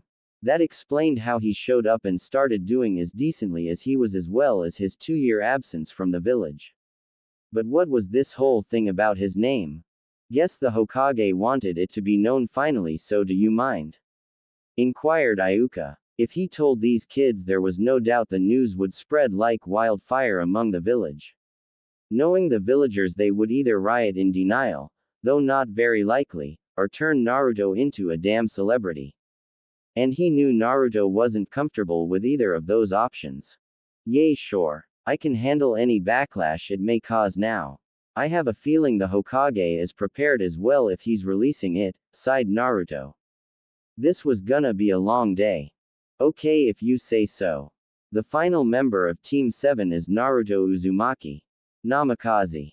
It took most of the others to remember why that name was famous, but when it clicked, their jaws dropped. Naruto was the son of their Yondaime Hokage. Due to the shock, Kiba accidentally said what everyone else was thinking: holy shit, Naruto is the son of the Kiroi Senko, Yellow Flash. The only ones not shocked at this discovery were Yakumo and Ino. When Naruto had told them he would share his secrets, he damn well meant it. He had told them everything. The fox, his heritage, his sensei, why he met his sensei, all of it. Iruka coughed as a way to try and regain some semblance of order in the class. Team 7, your Junin sensei will be Hatake Kakashi. At this, Naruto was surprised. Why wasn't Kakashi teaching the Uchiha kid? He was the only one in the village who could possibly train the kid on how to use his Sharingan. Team 8 will be Shikamaru Nara, Hinata Hyuga, and Kiba Inazaka. Your sensei will be Kurenai Uehi. There was no whoop or anything. After that bombshell, the kids had been stunned to silence. Taking advantage of the unusual drop in volume in the class, Iruka continued, Team 10 under Asuma Sarutobi will consist of Shino Aburame, Choji Akamichi, and Sasuke Uchiha. Grabbing his clipboard and some papers, Iruka said his final words to his now ex-students, "I'm proud of you guys. Remember, my door is always open to any of you. It was an honor teaching you kids. Be safe out there." With that, Iruka bowed and the kids bowed to him as a sign of respect to the man. And with that, Iruka left the room. Before the kids could begin pestering Naruto with questions, Hayate and Genma showed up to grab their teams. Not seconds later, Asuma and Kurenai showed up as well to take their teams. As soon as the room was cleared, Yakumo and Ino looked at Naruto with concerned eyes. "You sure you're gonna be able to handle it, Naruto? You remember what you told us might happen if the village ever found out, right?" questioned an oddly kind Ino. Yakumo was a girl of few words and simply wrapped her hands around his arm and laid her head on his shoulder. Had this been another time, Naruto's fellow blonde would have made a scene, but now was not the time. Naruto needed all the support he could get. With that in mind, she mirrored Yakumo. Sighing yet again, "Yeah, I'll be fine. As long as I don't start getting gray hairs from all this sighing I'm doing today, haha." Taking his arms out of the grasp of the girls and wrapping an arm around each of the girls' waists, he continued with a grin, "Besides, I got two beautiful and strong kunoichi by my side, right?" "Of course," spoke a blushing yet still pumped Yamanaka. "You bet, Naru," murmured the very comfortable genjutsu user. "Though I wonder where our sensei is," she continued. "Oh right. Almost forgot about that. Hey Inu. You can come out now." Naruto spoke, surprising the girls. Then they sensed it too. The chakra sitting at Iruka's desk. Turning, they saw a silver-haired man wearing the standard Junin uniform with his Hittite covering his left eye, with his feet on the desk reading a certain little orange book. They both face-palmed at that. How the hell had they missed the guy? Guess they had been too worried about Naruto to notice. They made a note to not let that happen again. Had this been anywhere else, they very well could have been dead and Naruto wouldn't always be there to save them. "I was originally gonna give you three a teamwork test, but seeing your current position, I believe that may be a moot point," drawled the man. "So you're the famous Kakashi Hatake, huh? Our village's own Sharingan no Kakashi," Yakumo calmly spoke. Naruto had drilled it into them that knowing your comrades was just as important, if not more so, than knowing your enemy. One of the Leaf's best Junin and son of Tsukumo Hatake, the Konoha no Shirokiba, White Fang of Kana. "We got a pretty good sensei, didn't we, Ruto-kun?" spoke a grinning Ino. Kakashi was heavily surprised by the knowledge these two had on him. Most Chunin didn't even know who his father was and what he had done. Guess he was going to have to take this even more serious than what he had originally planned. "Nicely done, girls, but you're forgetting one last little tidbit," spoke a grinning Naruto. Turning to Kakashi, he began, "He was also the student of my father in the second incarnation of Team 7 and only a few years later was a well-known Anbu captain and was in the running for taking the position of head of the Anbu Black Ops." Naruto walked down to meet Kakashi and stuck his hand out. "He was also one of the few people who ever gave a shit about me. How've you been, Inu ni?" finished the now smiling Genin. Kakashi just chuckled and shook his head. He really was in for it with this team. "Good to see you again too, Naruto ni. Okay, so now that we are an official team, we need to get some things out of the way first. You three know each other better than anyone else in this whole village, but as your sensei, I need to know you three just as well so we can actually work together efficiently." At this, the three Genin nodded. He wasn't wrong. Just because they could work flawlessly together didn't mean anything if their Junin leader knew next to nothing about them and their styles. He had much more experience and was far stronger than them, well, except Naruto. Even still, he did have an edge over even Naruto. He had been raised and fought in the last great ninja war and had seen and done things they may never have too. So to start it off, let's share our likes, dislikes, hobbies, your dream for the future, as well as general strength level, as well as what you think your specialty is. Pointing at the sole person with a normal hair color on the team, he said, "Why don't you go first, Shy One?" At that comment, both Naruto and Ino chuckled. Yakumo, shy. With a noticeable tick mark she began, "First off, I'm not shy, you damn scarecrow. I just prefer not to say much, got it? Anyways, my likes are Naru-kun, Ino, and T. My dislikes, when Ino tries to steal my Naru-kun from me, people who intrude on me when I'm trying to get some peace and quiet, arrogant jerks, and people who use others. My hobbies include painting, observing others, meditating, and sightseeing. My dream for the future is to have a happy family with Naru-kun. My general strength level. Well, Naru-kun says I'm around low Junin level without my genjutsu. And my specialty is of course my genjutsu, though I'm fairly decent at Iryo jutsu as well as stealth. An assassin who can make her genutsus come to life. If there was ever more of a perfect assassin, she'd be it. Alright Blondie, you're up next. At this both Naruto and Ino looked at each other questioningly. Kakashi's sweat dropped. Hee oops. Female Blondie, you go next I guess. Deadpanning Ino started, dumbass. My likes are Ruto-kun, Yakumo, my family, and vegetable stew. My dislikes are people who purposely destroy nature, Yakumo when she tries to butt in on my Ruto time, assholes, and fangirls. Of course my hobbies are tending to my family garden, spending time with Ruto, and studying the mind arts. My dream for the future is to be a good clan head and have a bunch of little blonde children with Ruto-kun. My strength level, well, I'm not as good as Yakumo yet, but Ruto says I'm around high Chunin level. My specialty is of course my clan's jutsu, meaning I'm great for recon and interrogation. I'm also pretty good with poisons and the like. I'm actually pretty good at Iryo jutsu too. Boasted the proud Yamanaka. Can't say I blame the girl. A year ago she was a fangirl herself, and to have reached her skill level in that time gives her right to be proud.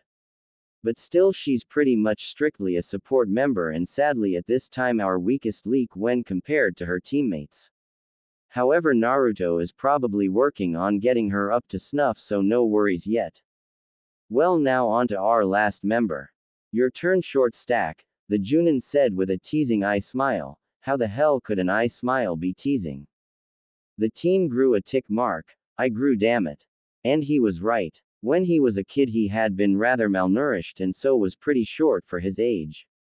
But now, Naruto stood at a good 5 foot 5 inches, which was a good solid height for his age. With a huff Naruto spoke, my likes are Yakumo-chan, Ino-chan, my old sensei Vincent, ramen, and the color orange. My dislikes are arrogant assholes, child abusers, a certain Uchiha, and people who prejudge others. At the remark about a certain Uchiha, Kakashi grew curious. Uchiha. There are only 2 left in the world, and Itachi never did anything to hurt the kid. In fact, Naruto loved Itachi. And as far as I know, Sasuke and Naruto could care less about the other. Who could it be? My hobbies include training, reading, researching, working on my own seals, and fighting people who give me a challenge. My strength level, without the help of my tenant, I'd say about Junin or Anbu level. I haven't really had a reason to use Kyuubi's chakra, but I can control up to 3 tails perfectly. At the 4th tail I can somewhat control it, but my bloodlust becomes hard for me to fight back. At 5, yay, let's hope none of you are around if I ever have to use 5 tails. My specialties are Fuinjutsu, Ninjutsu, and Kenjutsu. I'm decent at all other ninja arts. Naruto finished like he was talking about the weather. Oh yay, I forgot that because of Kyuubi I'm an empath. It makes me a sensor of sorts. Holy shit, he's that strong at 14. And that's without the Kyuubi. This kid can probably give Jiraiya a run for his money. I might as well hand the team over to him. Guess Hokage-sama was right. I'm gonna have to get stronger if I wanna keep up with these kids. Clapping his hands together and doing an eye smile, the scarecrow said, well, I guess it's my turn. My likes, my dislikes, good question. My hobbies are R-rated, hehe. My strength, well, you guys seem to know that pretty well. My specialty is ninjutsu and assassination, just you at that. Though I know my fair share of destructive jutsu as well. He looked at his team expecting them to be disappointed at what he had shared, but instead he found Naruto was eating ramen, and Ino and Yakumo were talking about clothes. Instantly Kakashi was in the corner of the rooftop crouched over with a mini raincloud over him. You guys are so mean. Seeing that they weren't going to care anytime soon, he returned to normal, and with another eye smile Kakashi began speaking again. Well, I had originally planned on testing you guys, but again that's a moot point. Instead you have the day off, and come tomorrow we will begin training. Our schedule will be Monday, Tuesday, intensive training. Wednesday through Friday will be group exercises as well as missions. And Saturday and Sunday will be time to relax. Meet at Training Ground 7 tomorrow morning at 6. Ya ne. And with that Kakashi shunshined away. So Ruto, tomorrow we start? Asked Ino. Yup, now that the council has no say in what we do and now that we have a Junin sensei to back us, the real training begins tomorrow. Naruto replied. Yakumo and Ino both sighed at this. Looks like it was back to boot camp, Naruto style. Had been a month since Team 7 had been initiated as unofficial team of Konoha, and since then not much had changed with the village. Even the members of Team 7 hadn't changed all that much. Naruto still wore the same clothes he had been wearing since the academy, except now he usually wore his ragged cloak on top of that and left it unzipped, as well as he now carried a katana at his left hip. The hilt was deep crimson red and it had a black tassel that dangled from the pommel. Kakashi was still a pervert and lazy, but his fellow joinin could feel a change in his aura. It still exuded that same tone of laziness, but underneath that was a newfound well of power. Kakashi was strong, everyone knew that, but it seemed like he had gained a drive to grow even stronger once more. Yakumo had done the most drastic change and had completely changed up her outfit. She now wore tight black shinobi pants taped at the ankle and black shinobi sandals. She wore a black tank top underneath a mesh top, and over that she wore a deep purple sweater whose sleeves went past her hands. Hidden in the sleeves were seals Naruto had drawn that held Senbon, kunai, shuriken, and her paintbrushes. Those same weapons were covered in various poisons that Ino had actually made especially for her. Some of them kept her victims awake longer, knocked them out, paralyzed them, or straight up killed them on the spot. She had taken to covering her mouth with her sleeves, yes, just like a certain Arankar from Bleach when talking. Ino had stayed pretty much the same, except she now carried two scrolls stacked on top of each other at the small of her back. One scroll contained various types of poisons meant for enemies. The one underneath that one carried assorted medical supplies should anybody need her assistance. At first the training had started off rather bumpy, as the three genin were trying to get comfortable with Kakashi and vice versa. Once that bump had been passed, training went off without a hitch. Not even the Hokage knew exactly how strong the team was, as all Kakashi was willing to share with him was that the team works seamlessly together as a unit and each of us has grown in some way. This of course bothered the man to no end, as the one of the reasons he had wanted Kakashi to be their sensei was to have an insider of sorts. He highly doubted that they were thinking of anything close to betraying the village, but still he wasn't comfortable not knowing how strong his soldiers were. At current time we find our Hokage along with the Ninja Council dealing with said team. So as I understand, Junin Hatake, you wish for permission to leave the village for 2 months on a training trip. What exactly would warrant this? The Ninja Council members were just as curious. There had never been a request such as this from a genin team, let alone such a new genin team. Chunins and Junins. Sure, but fresh out of the academy genin. Unheard of. If I may, Hokage-sama, interjected the team's powerhouse. It still hurt the man deeply to hear a teen he had once bottle-fed and cared for refer to him in such a way, but he hid it well. He had no one to blame for it but himself. You may genin. He motioned. Well sir, the reason we feel it would benefit us was as far as Naruto got before he was interrupted by the chamber doors being slammed open by the members of the civilian council. All those present narrowed their eyes at this.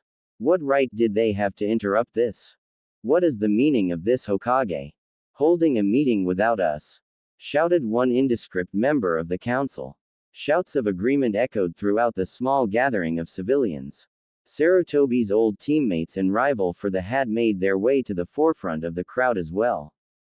Indeed, Hiruzen, what are you doing performing such things behind our ba? Enough! Shouted Hiruzen, flaring his chakra as well as his ki, killing intent, forcing many to their knees. Coming to a standing position, he continued, I have watched you all run my sensei's village to the ground, all while disrespecting me and my position, and I've had enough of it. You have all forgotten that this is no democracy. This is a shinobi village and you are all civilians.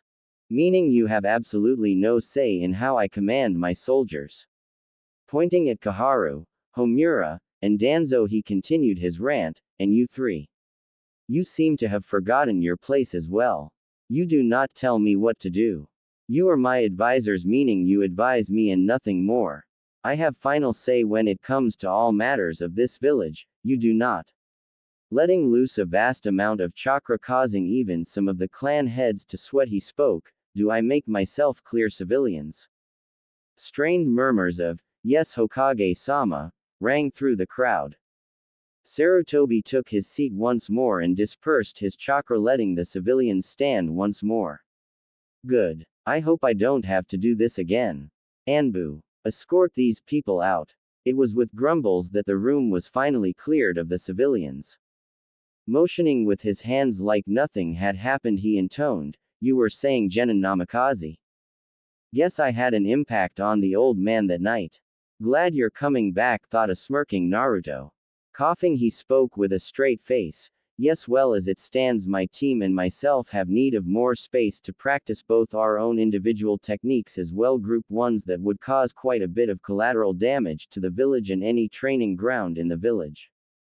And what of the Forest of Death?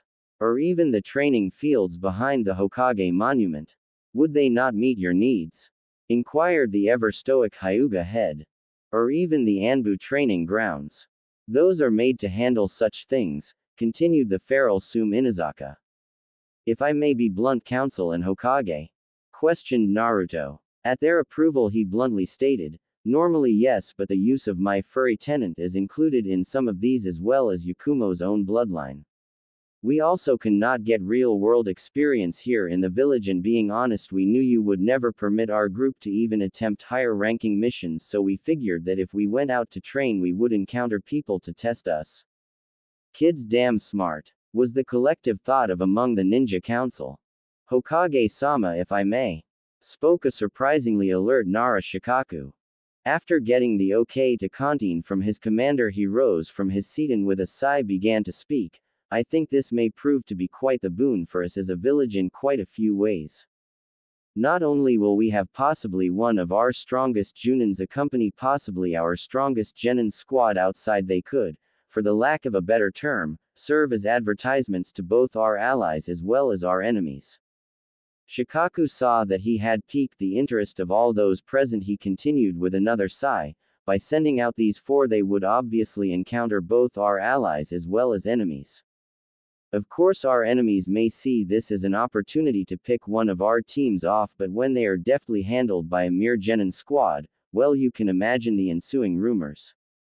Of course we all know that this particular team is of course far from average, but those that would serve as messengers of this news don't have to. His speech was met with the whole room smirking at the deviousness of it all. Hey, you can't blame them. These are people trained to use any tactic to win the battle, or in this case stop a battle from even happening. It was dirty, underhanded, and secretive, or in other words a perfect plan for a village of trained assassins. Only minutes later Team 7 was walking out of the Hokage Tower with a scroll signed by every member of the Ninja Council as well as the Hokage himself, allowing them almost Sanin travel rights. It was weeks later we find Team 7 sitting around a campfire after having returned from gaining the bounty of yet another overly missing nin. This had been taken care of by Ino personally. He had said something about her being a bimbo and the rest of the team knew to let her handle it. It was only by sheer luck that they had been able to save the head from being melted by a corrosive acid the Yamanaka had injected into the man, via a rather uncomfortable place that things should not be injected into. Within the span of a few weeks, the team had managed to grow even more as a team thanks to them not having to worry about endangering any innocents.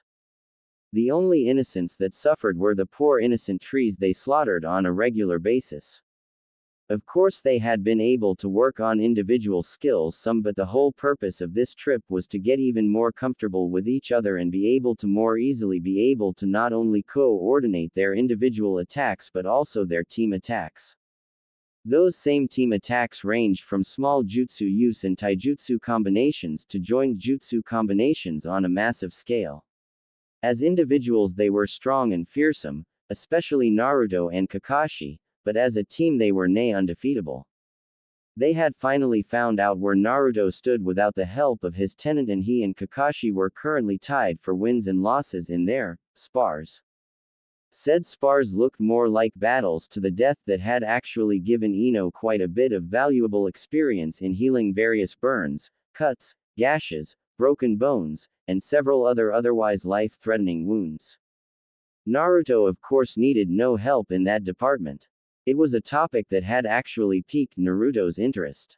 Whenever he had used even the smallest amounts of Kyuubi's chakra in the past, he always felt the telltale signs of said chakra beast's bloodlust and anger, but when he was healed he felt none of that.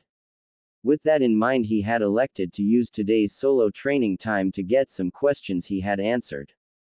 Entering a meditative state, he soon found himself in the sewer that was his mind.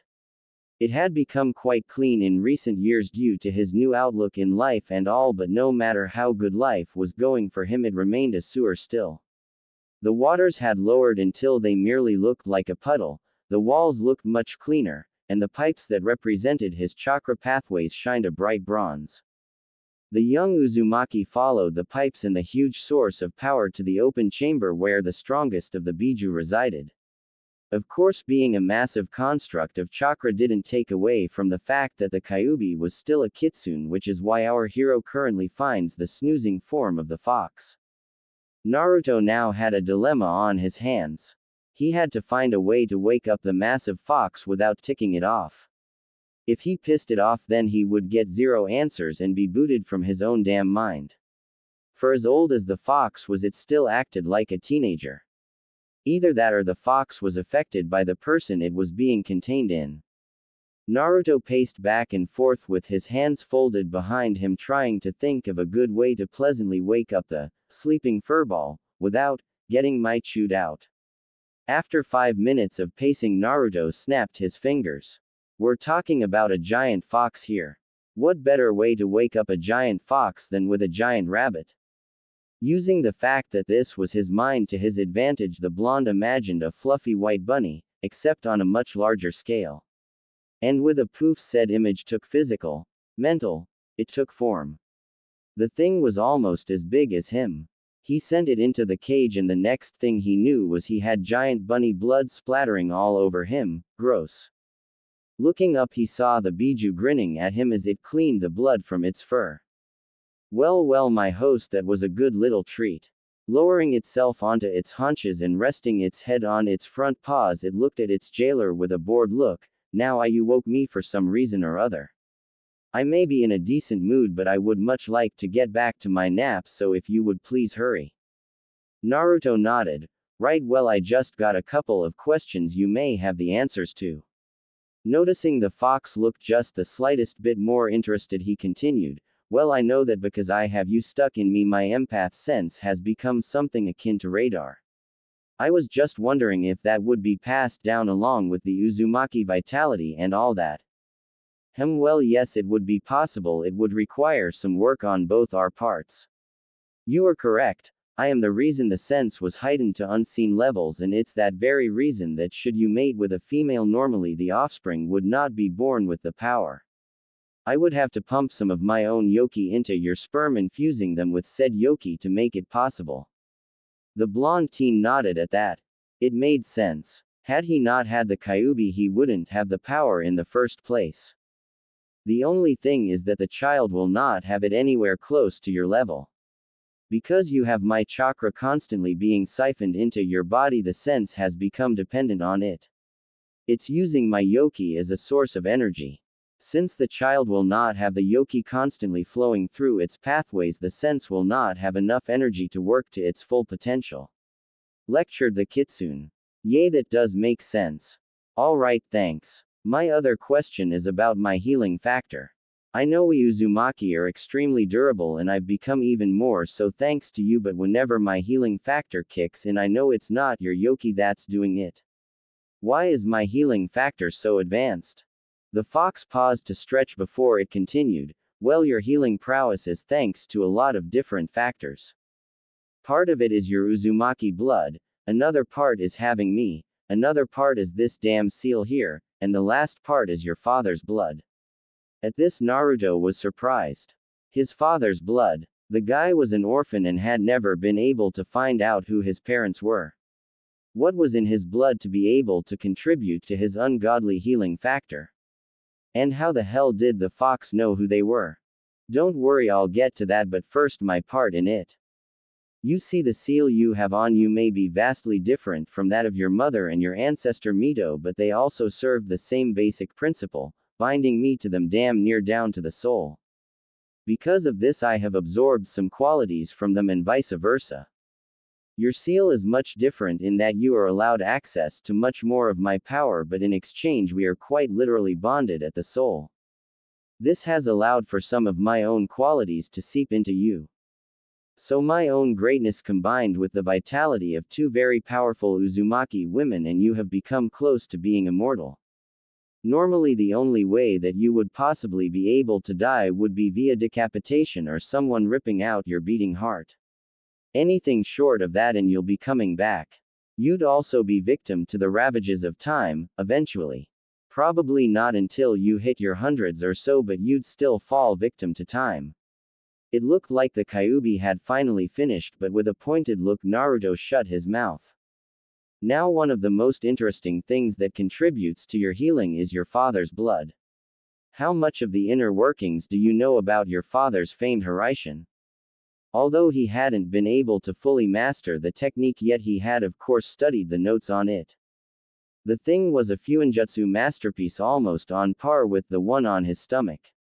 Well, I know that the basic principle of it is that it bends the fabric of space and time around two certain points, the seal marker and the user. Using chakra, the user is able to make a tunnel of sorts between the 2 points, making travel in between the points instantaneous. It's one of a small handful of known Jikuken, time-space, jutsu. Yes, and the other Jikuken techniques are not nearly as impressive. Do you realize what you have just said? Your father is bending the very fabric of the universe to his whim with naught but his chakra. If he had lived to be as old as the monkey, I have no doubt he would have been able to use the technique without the marker. But back on topic. What your father is doing is something not even most of us Biju are able to do. I myself only have a very rudimentary ability to do something similar, and I'm thousands of years old. Spoke the now clearly awake kitsune. It may have at one point been angry at the man, but even it had to respect someone who was able to redirect a Bijudama, tailed beast ball, using a highly advanced Jikuken jutsu. As he finally came to realize what the technique truly was, Naruto's jaw dropped. His father was literally playing kami. The seals on the marker were honestly not all that complex. He had been able to understand a chunk of them after a couple of months and all of them after 3 years. What the hell else was his father doing that could possibly make such a thing possible? It's not what your father was doing, but more like what his chakra was doing. At hearing the booming voice, the teen looked questioningly at the massive Kitsu. What does his chakra have to do with this? Every living thing on this planet has an affinity. Everything from you ninjin down to the smallest insect has an affinity to one or more of the elements. Some fall into the main 5 of fire, water, earth, wind, and lightning. Others, however, fall into sub-elements such as ice, magma, metal, and even light and dark themselves. Your father was from a very unique clan thought to have died out during the clan wars. That clan was responsible for the handful of known Jikuken techniques. The Namikaze clan was a clan feared by many for their jutsu and their affinity to Jikuken. Others looked at them as demons as they believed only the gods should be able to mess with time and space. Eventually the clan grew too full of themselves and attempted to time travel and plane jump. They failed and the backlash caused by that failure cost them more than half of their numbers. The other clans heard of their weakened state and pounced. Soon the clan had been erased from the annals of history for fear that others would attempt to recreate their techniques. Only someone the age of your Shadaim would have any kind of knowledge on that clan. Naruto sat there awestruck. He was not from just one clan that had been wiped out due to fear of their strength but two. But what made them so special? I mean, what gave them their affinity to Jikuken? I myself do not know of their origins as they had been around when the Rakudo Sennin was alive. However, I do know that their chakra had special properties. Much like Uzumaki chakra grants the user vitality and endurance, Namikaze gifts them with dense and powerful chakra. Their chakra was so thick and strong they could bend the universe as they pleased. It's that very chakra that allowed your father to invent the technique that gave him his name, and it's that very chakra that now runs through your veins. But how does that affect my healing? The Namikaze clan were like the Uzumaki in that because of the properties of their chakra and blood they were harder to kill than the average human. With the Namikaze their cells reproduced so rapidly and for so long that they had become near invulnerable to the destruction of time. Your mother looked to be in her 20s well into her 30s and your father was much the same. You'll probably look 20 well into your 60s. You, my vessel, are the closest to being immortal any ninja has ever gotten. Naruto sat on his too shocked to speak. He prided himself on being able to control his emotions and not look, well, like a fool, but this was just one of those moments. How could he not be shocked? At the age of 14 he was closer than anybody in the elemental nations to damn well being a kami. Everything about him was near perfection. He was bred to be great. Naruto sat there gaping like a fish. The kitsune sweat dropped. Maybe it had said too much in one sitting. Coughing into its pause it continued, yes, well, that may well be a very intelligent response in the making. You would do well to remember who is after you and who else would come for you if they knew what you do. You may have the potential to even equal me, but without the training to use any of it properly, that's all it will be, potential. As it stands, you are indeed strong, but nowhere near the level of those who would see you dead or under a microscope.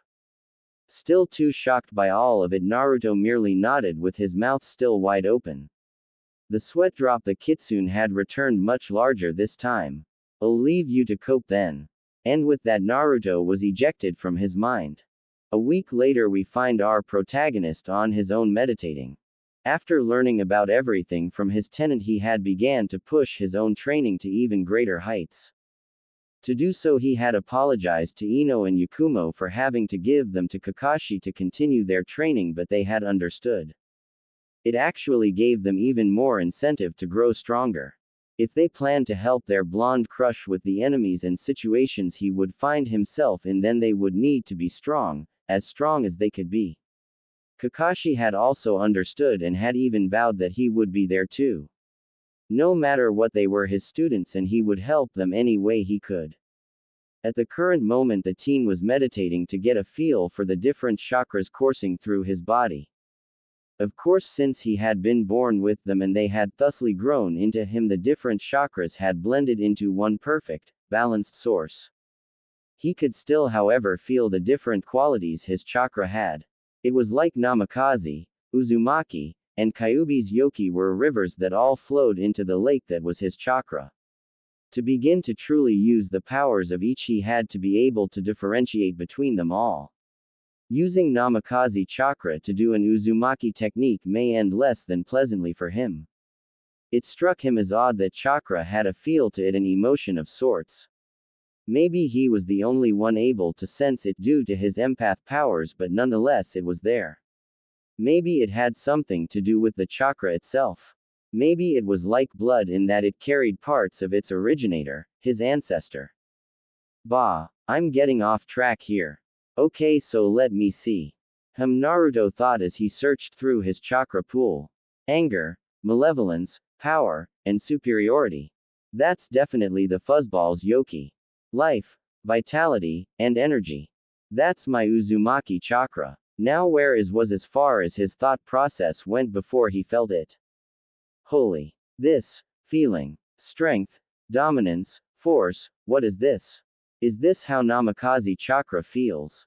It's screamed the blonde as he squeezed his eyes and held his head. Might controls everything. Without it you can't protect anything, not even yourself. Echoed a rumbling voice in his head. Who the air you. Get out of my head. Screamed the blonde in agonizing pain. Who or you. There is room only for one in this kit's mind and I am it. Leave here no. Foolish kitsune. You hold no power over me. Be silent. Inside the cage we see the great Kyubi ramming the gates of its cage in an effort to help its vessel. With a mighty roar the kitsune unleashes 5 tails of its power letting it flow into every crack and crevice of its prison. Kit. Was the last thing heard from the mightiest of the Biju. Who are you and what do you want? Yelled the panicking teen. He could no longer hear let alone feel the Kyubi's presence. Calm yourself child. I am not going to harm you or that beast. As for who I am your ancestor. I am Yamato Namikaze. Now where could those flowers be? They shouldn't be this hard to find here, spoke a beautiful teen. She had a porcelain face complemented by the dark hair that framed her face. She looked to be about 16 and had the curves to prove it. Those said curves were somewhat hidden by the pink kimono she wore. She carried a small wicker basket on her right arm as she leisurely strolled through the forest. Now I could have sworn I saw some of the flowers I need when we walked through this path. Where could? She stopped her train of thought abruptly as she saw the destruction of the forest. Trees were either burned, sliced clean, or some combination of the two. The ground was no better as it was cratered as if it hit by a small meteor shower. Venturing further into the destruction she saw who she thought to be the culprit in a meditative pose. It was a teen around her age with wild blonde hair that fell around his head in gentle spikes. The teen was currently shirtless showing her what kind of training he did and boy was she blushing. On his lap sat a beautifully crafted katana with a crimson red hilt and a length of black cloth hanging from the pommel. You know it's kinda rude to stare at someone shirtless miss, spoke the teen. She eepied, before she chuckled in attempt to regain some composure. Yes well I was merely, admiring your sword, and immediately her mind shot to the gutter if he's that toned up there I wonder if, no bad Haku, I mean well, what happened here? She nervously asked. Chuckling the blonde opened his eyes to reveal the most beautiful sapphire blue eyes she had ever seen. He rose from his position on the floor to show that he was a couple inches taller than her. He grabbed his ragged black cloak from a hanging tree branch and threw it on leaving it unzipped. He walked up to her carrying his blade in his left hand lazily. Each step he took closer to her, her blush grew darker. An arm's distance away he lifted his hand to offer a handshake.